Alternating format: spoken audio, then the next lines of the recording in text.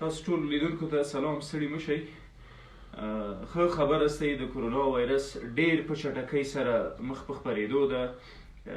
یوازې په تېرو 24 ساعتونو کې زرګونه انسانان په ټوله نړۍ کې وژلي دي او تاسو تر دو زیات ناستئ، نه د دې وایرس په وړاندې مقاوم هستئ.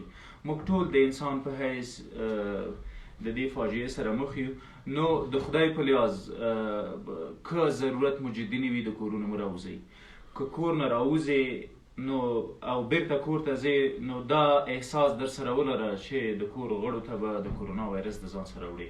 نو همدومره په جدي سترګه ورته وګورئ. بهر چې راځئ د انسان د محیط د هیڅ شي سره هم تماس مه برقراروئ.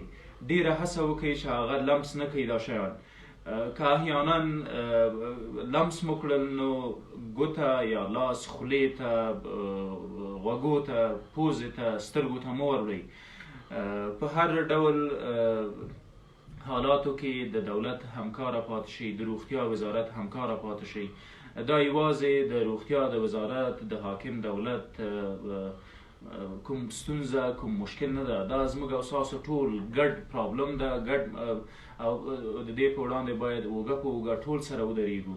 نو هیله کوم لاس درته نیسم د خدای په خاطر که ضرورت مو جدي نه وي کورونو نه مه راوځئ.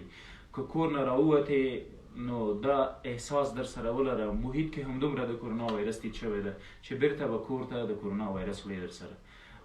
ډېره زیاته مننه.